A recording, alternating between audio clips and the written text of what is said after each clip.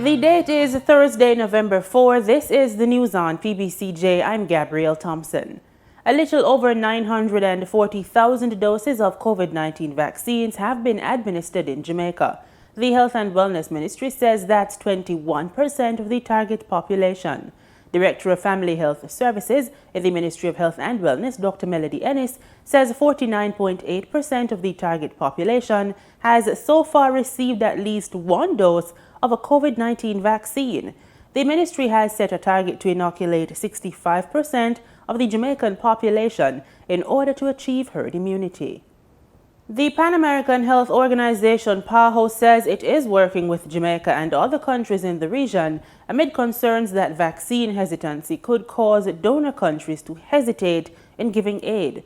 PAHO's Assistant Director, Dr. Jarbas Barbosa, addressed the matter at a recent PAHO virtual press brief.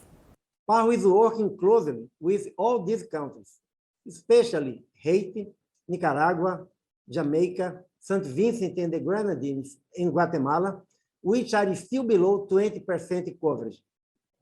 Vaccine ineptity remains the biggest barrier to reaching our coverage targets. The COVAX facility, with the support of PAHO's revolving fund, has delivered 64.3 million doses to the region. Roughly 30% of these vaccines, over 19 million doses, were donations by the United States, Spain, Canada, and other governments. More than 500,000 Jamaicans have been vaccinated so far. Dr. Jarbas says the aim is to inoculate at least 40% of the region's population this year. He notes the general decline in new COVID-19 cases across the Caribbean, but he is urging governments to stay the course. To date, 1.0 billion COVID vaccines doses have been administered across the Americas, and 46% of the population of Latin America and the Caribbean has been fully vaccinated. At least 32 countries have already reached the WHO's target of 40% vaccination coverage, and several more are on track to reach and surpass it by the end of this year. Jamaica recently received some 369,000 doses of COVID-19 vaccines which were donated by the Government of Canada, and the Health and Wellness Ministry, its health facilities and private institutions are working to utilize it all. Another 204,000 doses of the Pfizer vaccine is also expected to arrive in the country this week. However, according to data from the ministry, more than 100,000 more doses of AstraZeneca will expire at the end of this month, and close to 60,000 doses expired at the end of September. At the end of this month, the National Security Ministry will roll out the pilot of its electronic traffic ticketing system. The e-ticketing application is scheduled to replace the existing manual traffic ticketing system used by the Jamaica Constabulary Force, JCF. It is hoped that this new system will remove the element of human error that sometimes occurs with the manual system. Motorists will pay more at the pumps for gas and diesel this week. We get this and other market updates in this quick business report.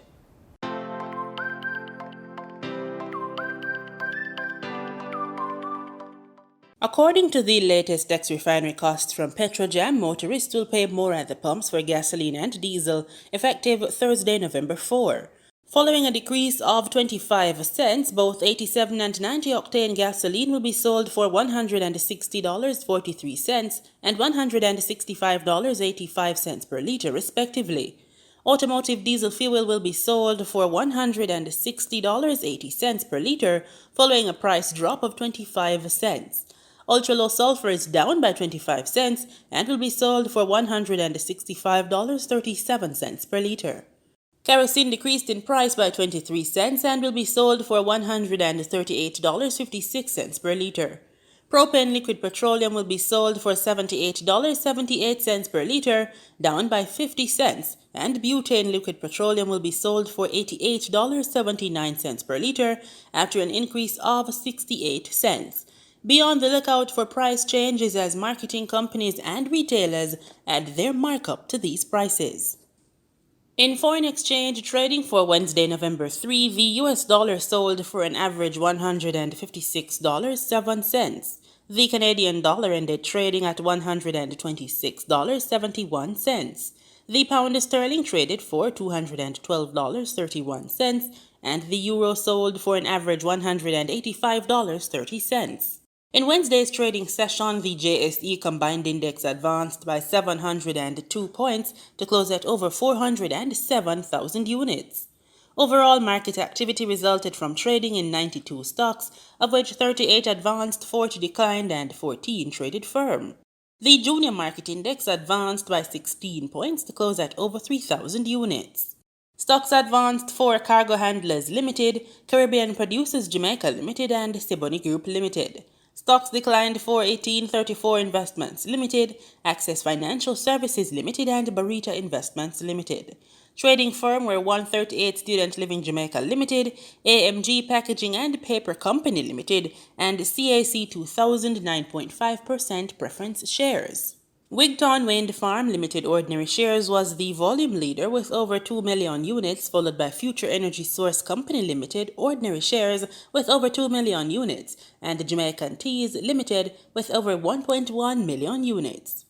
In market data for oil, prices rose more than 2% on Thursday, lifted by expectations that OPEC and its allies will stick to slow output increases, despite calls from the United States and large importers for additional supply to cool the market. Brent crude was up by $1.75 or 2.1% at $83.74 a barrel. West Texas Intermediate crude rose by $1.72 to $82.58 a barrel.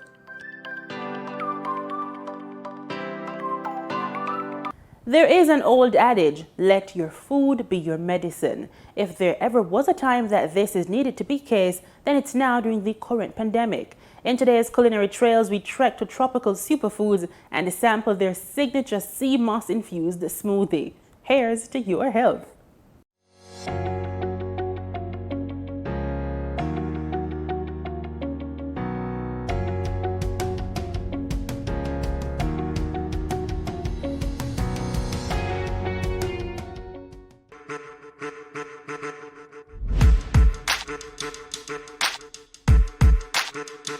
We are Tropical Superfoods. We are the producers of a sea-based product known as the sea moss. This is a powerful, all-natural and organic nourisher of minerals and vitamins that supports the immune system. The ingredients are simple: sea moss and alkaline water. We also infuse local fruits for added vitamins. Let me make it clear. No sugar or artificial sweetener is included in this supplement. This superfood came about in March when we had our first COVID-19 outbreak. The owners started including sea moss in their daily meals, and they noticed more energy, stabilization of their blood pressure, and it helps in digestion. So they thought people would also benefit from this immune boosting food. Growing up in Jamaica, we hear about Irish mush drink, but never really include it in our daily diets. But now it is readily available and so versatile with tropical superfoods. This superfood supports your digestive system, increases immunity, excellent for weight loss. It is great for your skin. It nourishes the skin, your hair, your nails. It's a good nourisher for the entire body and inside and outside. We do it in the form of a gel, and it is infused with fruits. Soursop, we have it in many different flavors. We have it in the soursop, we have it in the mango, we have it in pineapple, and also natural herbal products like the bladder walker. That's a tea bush that is widely used throughout the Caribbean region. Bladder walker, and we also have it in dragon fruit as well. People ask about the taste. It's odorless. It contains fruit, so you taste mainly the fruit base in it. And It's something that is pleasant to our taste buds. It's nothing for you to cringe. When people hear about supplements, they say, oh, maybe it's gonna have a bad taste or left a bad taste in your mouth, but no, it's very pleasant. Whenever you're gonna do a smoothie, it's quite simple. You take the fruits, you place it into a blender, all the ingredients with your ice, and you just add a spoonful or two spoonfuls of the product in the smoothie and blend it together. And then you pour it and have it. If you're pregnant, this supplement is also mild enough for you to take, but if you're not sure, you can contact your doctor for further advice. But pregnant and lactating mother can benefit from this product because it's all natural. It has no side effects. If you're someone who likes to work out and keep healthy, going to the gym, it's a healthy way to add to your daily routine, so you can take it if you're working out. Going to the gym, it's quite fine. Persons who want to purchase our tropical superfood CMOS products, you can visit our Instagram and Facebook pages at Tropical Foods JA to place your orders. And we also organize shipping or pickup in parishes island-wide. Our products will also be in the pharmacies and supermarkets coming soon. You can infuse it in almost anything. This product is so diverse. You can have it in your soup, you can have it in your something cold or hot, your dinner, coffee, anything of your preference. It's superfood, super great for your body.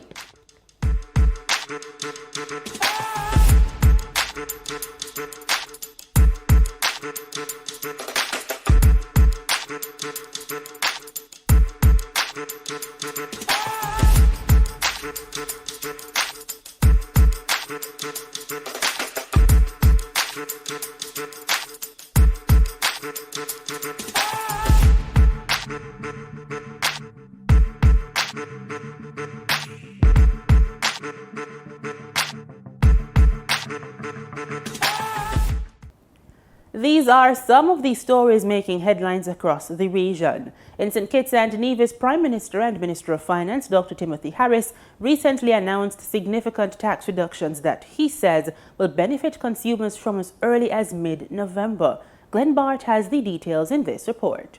Speaking on his Leadership Matters program, Prime Minister Harris disclosed 2 days for a substantially discounted VAT rate, as well as other tax concessions for consumers in the Federation. The huge VAT reduction from 17% to 5% will make goods more affordable and boost business activity in St. Kitts and Nevis. In addition to the 2 VAT discount days, when approved, businesses will charge 5% on goods. Consumers will benefit from the following additional concessions. 1. The regular allowance of gift packages of foodstuff will be revised to allow the first £500 free of duties and taxes. In prior years, only the first £100 were exempted.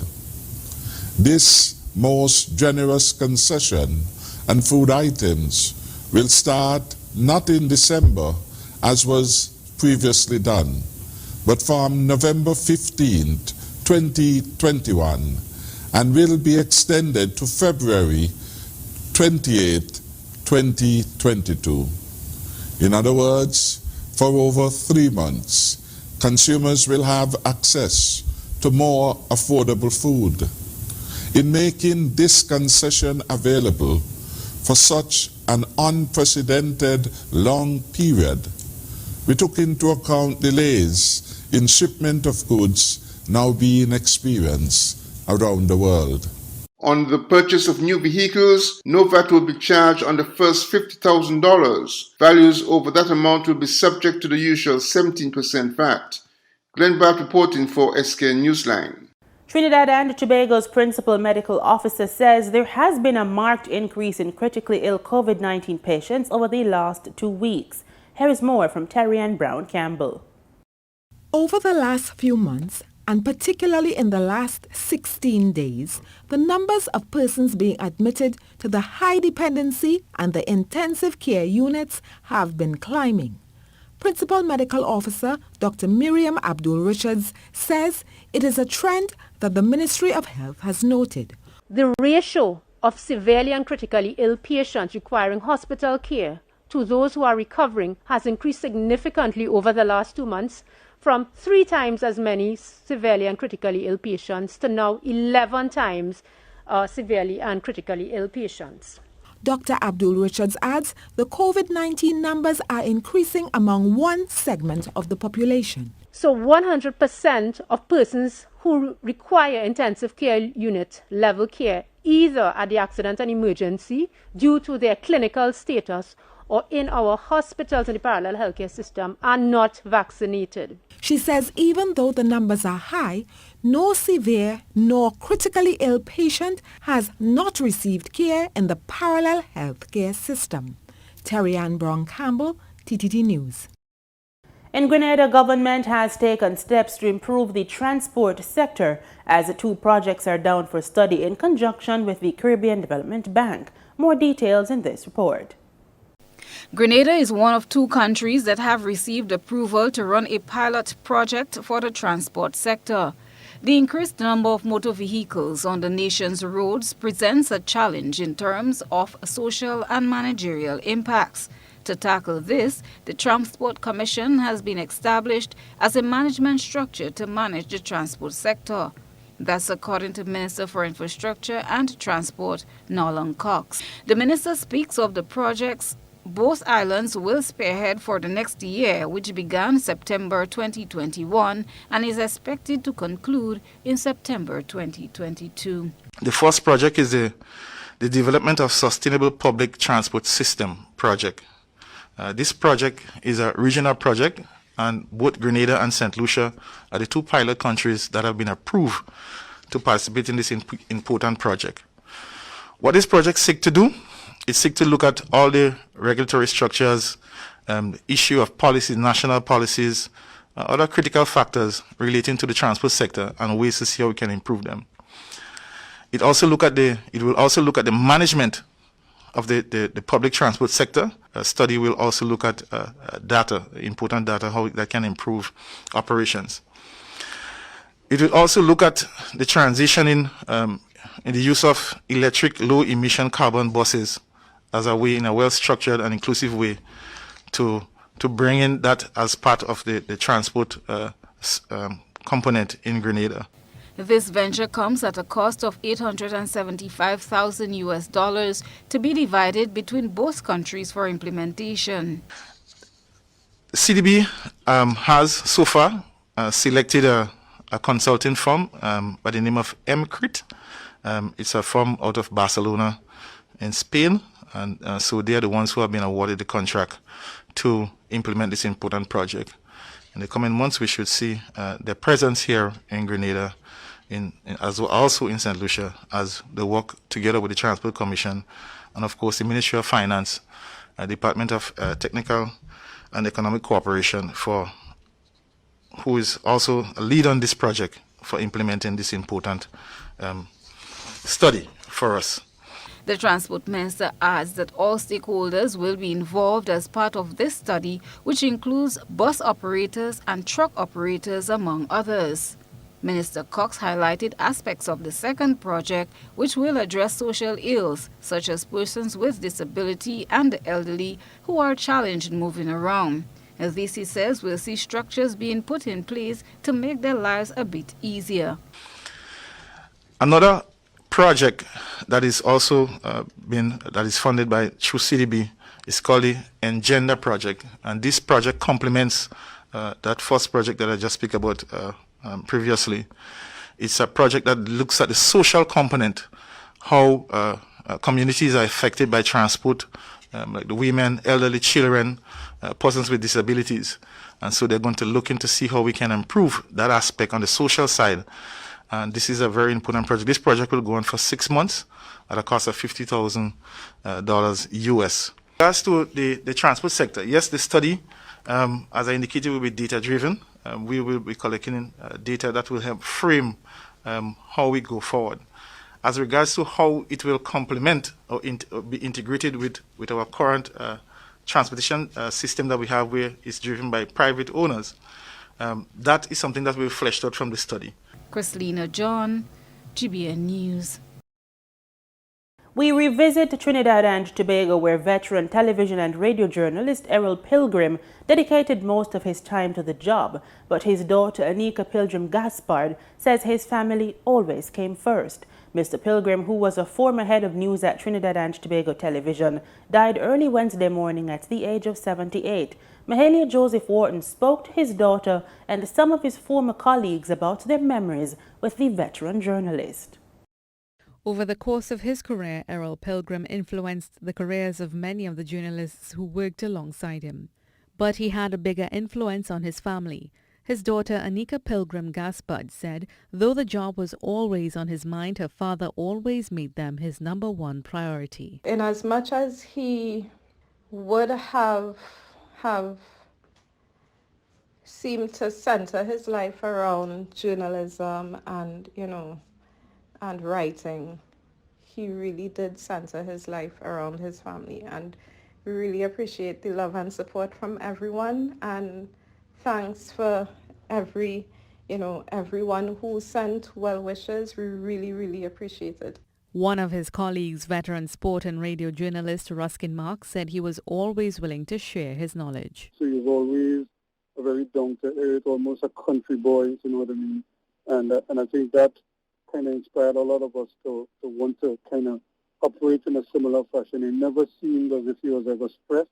Veteran broadcaster Sharon Pitt said Mr. Pilgrim was a consummate professional. He was a man who sported a stern demeanor sometimes in the newsroom, but I always found him to be very easygoing, always willing to share his knowledge. And veteran journalist Dominic Calipasad said Mr. Pilgrim has left some big shoes to fill.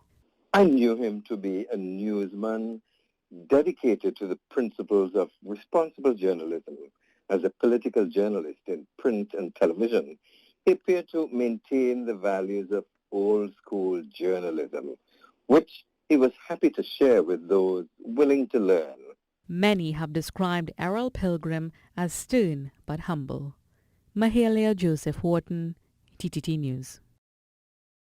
In sports, Jamaica's Paralympians have started preparations for the 2022 World Para-Athletics Championships slated for Kobe, Japan.